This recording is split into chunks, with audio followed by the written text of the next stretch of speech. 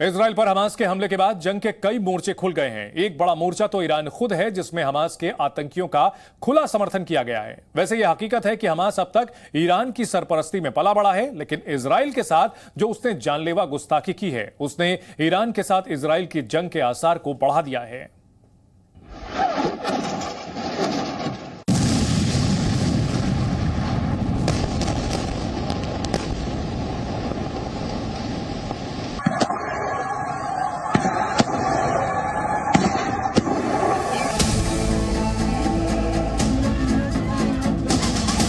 Hamas ने Israel पर हमला किया है। हमले में इजरायलियों की मौत हुई है। कई जिंदा इजरायलियों को हमास ने बंधक बना लिया है, लेकिन इस बेरहमी का जश्न मनाया जा रहा है। लेकिन इस बेरहमी का जश्न मनाया जा रहा है, वो भी ईरान में। आतंकी संगठन हमास को ईरान का खुला समर्थन अब पूरी दुनिया देख रही है। फिलिस्तीन और इजराइल की इस जंग में ईरान ने अपनी एंट्री करा ली है और इसका सबूत है ज़ोरी ड्रोन। हमास ने जिसका इस्तेमाल इजराइल के खिलाफ हमले के दौरान किया है। माना जाता है कि हमास को इन ज़ोरी ड्रोन की टेक्नोलॉजी ईरान से ही मिली है। लेकिन इजराइल पर हमास के हमले से ठीक 3 दिन पहले यानी 4 अक्टूबर को ईरानी आर्मी ने देशव्यापी सैन्य अभ्यास किया था।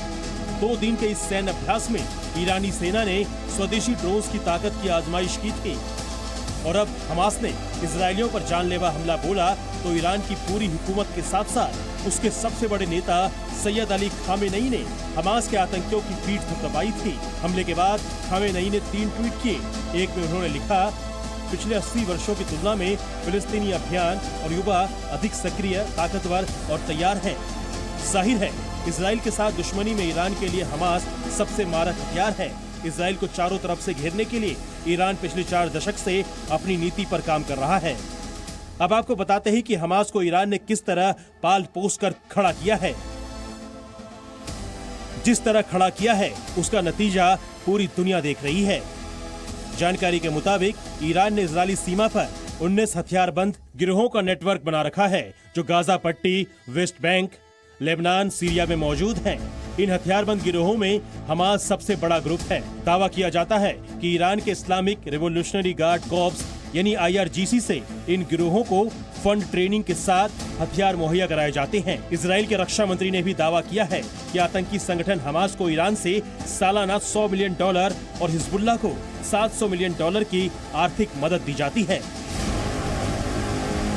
ईरान की दलील है कि इजराइल ने फिलिस्तीनी इलाकों पर जबरन कब्जा कर रखा है और हमास को उसका समर्थन वाजिब है, जबकि इजराइल इसे ईरान की तरफ से दखल मानता है।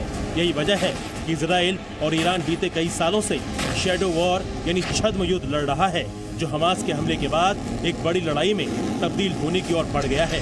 उसके इतिहास पर एक नजर डालेंगे तो ये दोनों मुल्क किस कगार तक पहुंच गए हैं, इसका खुलासा हो जाएगा।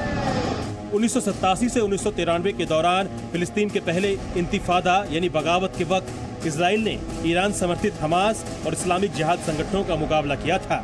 साल 2000 से 2005 के बीच भी फिलिस्तीन के दूसरे इंतिफादा के दौरान ईरान की शह पर हमास और इस्लामिक जिहाद ने इजराइल के खिलाफ युद्ध का बिगुल फूंक दिया था।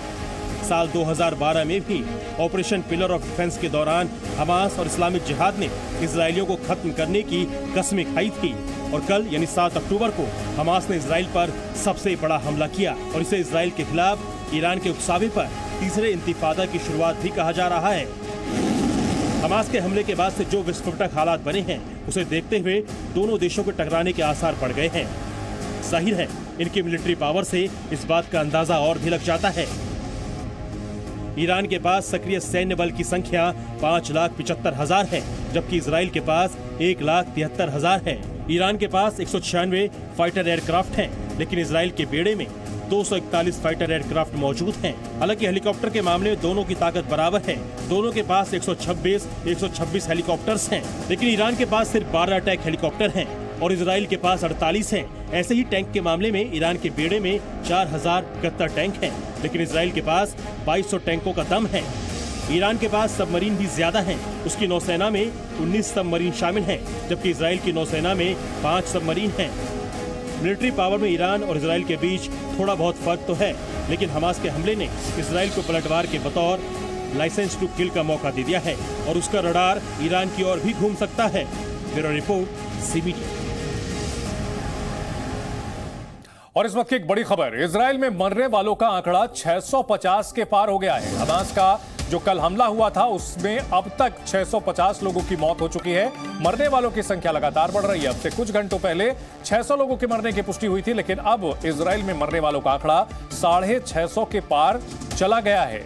इजराइल में पिछले 75 साल में ये सबसे भयानक हमला है, जिसमें 650 लोगों की मौत हो चुकी है। और इजराइल जो कि तकनीक के मामले में काफी उन्नत है, उसके पास मोसाद जैसी खुफिया एजेंसी है, इजराइल की सेना भी काफी सक्षम है। और ऐसे में जिस तरह से हमास के आतंकियों ने इस हमले को अंजाम दिया और 650 लोगों की जान ली है, ये निश्चित तौर पर बहुत बड़ा सेटबैक है। जी न्यूज़।